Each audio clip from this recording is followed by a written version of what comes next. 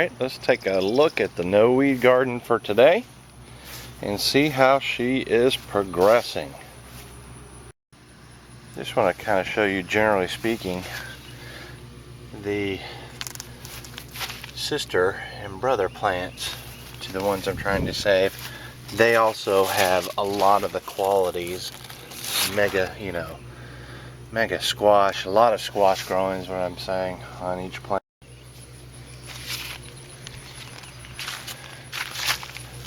And there's nothing wrong with the taste of those at all. We love these things. I of course not going to save the seed from every single one. That would be counterproductive, but I'm just saying that they are producing a lot of beautiful squash, even the siblings.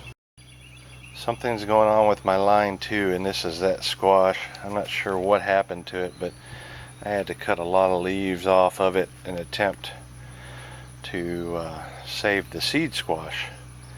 And I'll show you the seed squash here. It had been okay right here, and I came out and it had come off of that, off the vine there, and it's probably because I moved it. I moved it up closer to the greenhouse, and I think the fact that I cut all the leaves off and then moved it, I dislodged it from the stem a little bit and I toasted that thing. But I'm going to still attempt to save the seed, and I'll show you the squash here. So my line 2 squash that I was saving for seed was not quite ready. The skin is still a little pliable, and if I stuck my fingernail in, which I'm not going to do, it would definitely dent in. Now when you're saving summer squash seed, you want to let it ripen on the vine absolutely as long as possible, and then you cut it with a good amount of stem left over, and then you let it mature. Even after it's really hard on the vine, you let it mature for a couple, 3 weeks after that, just to ensure that the seed in a summer squash is fully mature, because it's notoriously immature seed for a really long time after it seems like it's mature for some reason. I don't know why summer squash is that way.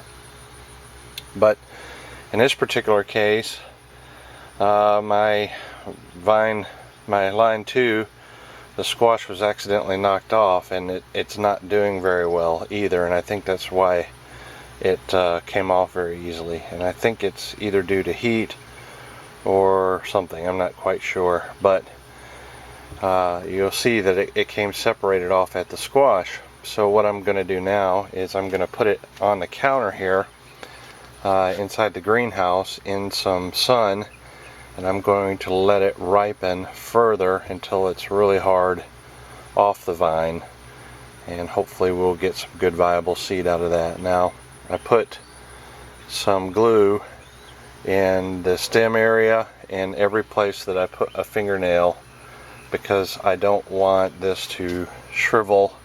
I want to seal it, is what I'm saying, and let the moisture, nutrients, and everything continue to ripen the seed in there. So follow along, and I'll cut this open later and we'll see how it does. This is a San Marzano tomato. It's out here in the outside garden, the no-weed garden. And you can see that the plant is going back into production. It's producing flowers here and here. I had to cut the leaves way back on them. There's an event with them. We'll call it a watering event. And these were all in the greenhouse. I brought them out here and plugged them in out here in the no-weed. And cutting all that foliage off and leaving them out here in the bright sun after being in the greenhouse definitely did some damage. It took some time to recover, but they are starting to recover. While we're here, I'll just show you the watering system cut on. It's automatic, and it drops 2 times a day. Yeah, for about 2 minutes. It sits there and puts out all this water to each bucket individually. It's a really excellent watering system. You should really consider it, because once you do the initial investment of doing the pipes and setting the buckets and all that, piece of cake, absolute piece of cake. And then you can use it year after year after year. Now out here in the cages, after I trimmed everything off in the no-weed garden, you can see I'm getting a lot of flowers again and coming on. A lot of fruiting, which is a good thing. I like that a lot. But these plants, these tomato plants, this is one of my Succeed tomatoes, and it's had some damage. I really should have pulled all that fruit off when I did it. But now that they're out here and not in the greenhouse eating up space, I placed the buckets, they're far enough apart now where I can just let them go crazy and sucker out. And that's exactly what I'm going to do. I'm going to do it more or less traditionally like I used to, in the cages, and let them do their thing. And you can see I've already got suckers coming out everywhere. And that's my preference outside. Whenever they're outside, I just let them do whatever they want to do. So that's what we're going to do. I'll show you some more examples of the tomatoes. There's one that's suckering out. That one's not doing too great. I need to pull them tomatoes off probably. This one's doing pretty good. You can see some flowers on that. They're looking nice. We're getting some suckers and some tips growing, all good. Same thing for these over here. And that one over there. They're starting to grow and grow like crazy, and that's what I want. Now, can you grow peppers in the no-weed garden? This is my other side. You can grow anything in a no-weed garden. This is basically putting buckets on top of plastic, and the plastic absolutely prevents every bit of weeds from coming up, or grass, or anything. If you don't like to weed, because I don't like to weed, if you don't like to weed, you might consider this. Now this pepper is freaking loaded with these cayennes. This is a Joe's Long I bought. I can't remember where I bought it from, but my gosh, there are so many stinking peppers on this thing. It is nuts. And I sound like all those other people, but I'm excited. And I know I'm sounding like a salesman or something. Come see my peppers. My peppers are everywhere. Come get them today. But I'm really happy with this plant. It's growing very, very well. Lots and lots of peppers, and I need to let them red up. And that'll be my red pepper flake plant. This particular bucket is Flaming Flare, and you've seen these mentioned a few times, and they are growing great out here too. I've got lots of fruit set, and yep, I even got one back there that's red, and that's a good thing. I'm really never ever going to eat that many Flaming Flare peppers, I'm going to tell you, but they're there. Moving over here, oh, looks like there's some damage to one of them. Didn't see that before. But this is called a Tangerine Dream, and there ain't nothing tangerine about these at all. They went from green to sort of that color, which is orangey-ish, to red. I had 3 plants and they all grew differently, but they look like these odd little bells. So I'm going to pull one off here, and I'll show you what it looks like, and I'm going to pull the bad one off too. It's red. I'm going to taste it. Not the bad area, but I'll taste an area.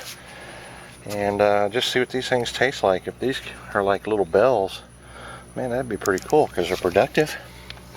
They're really productive. So I don't know what this plant actually is. This is that pepper. I cut it open.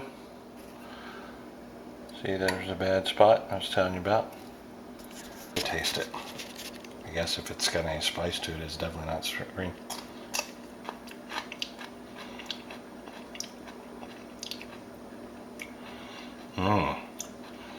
Very sweet. Once it reddens up, I assume it's because it's reddened up. Very sweet taste, bell-like for sure. I'm gonna keep this little plant. I'm gonna let one get red because they grow much faster than a standard bell, and it has awesome bell taste, and they're in a smaller package, so shoot, yeah, why not, right? This is a bell pepper, a blue star, and you can see we've got a bell there, a nice bell there, one here, one back over in the corner there. There's 4 big old bells on here, and that's a healthy, nice looking plant as well.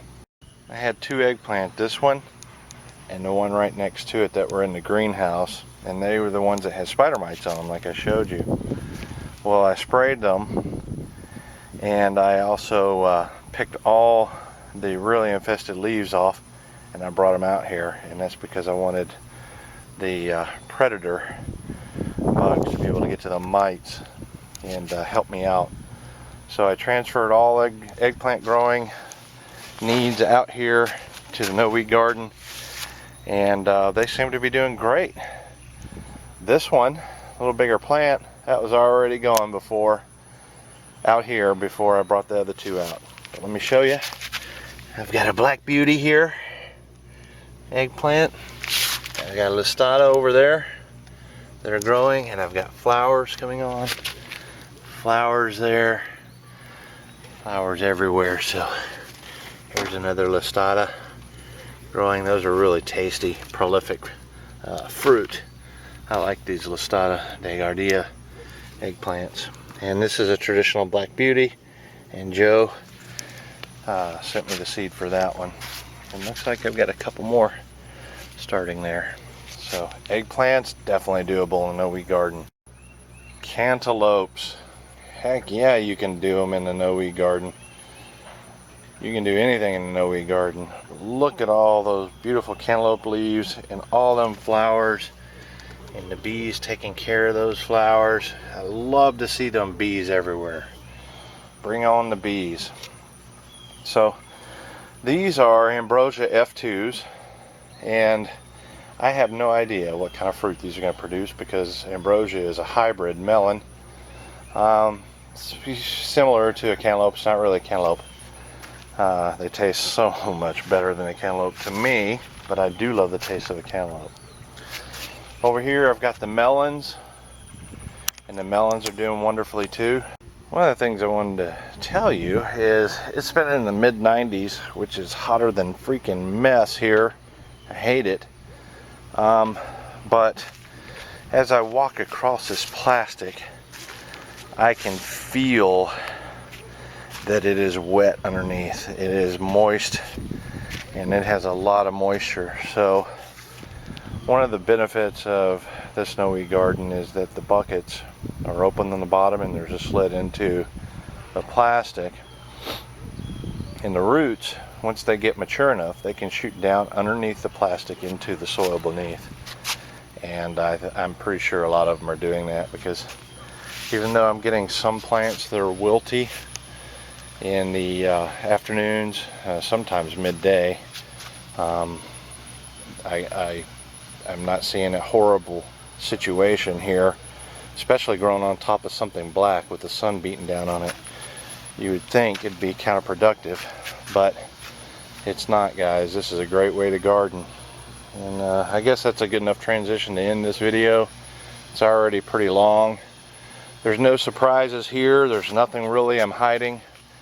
I've cut out some crops. I had one squash vine borer in bucket number 9 there, and I tossed that one. I cut it off yesterday or day before. I cut it off and threw that out, but I'd hoped I'd gotten away from any of those.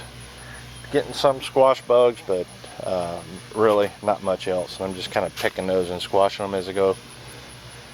So we'll end the video, and thank you guys for watching. And this is Brent, and we'll see you later.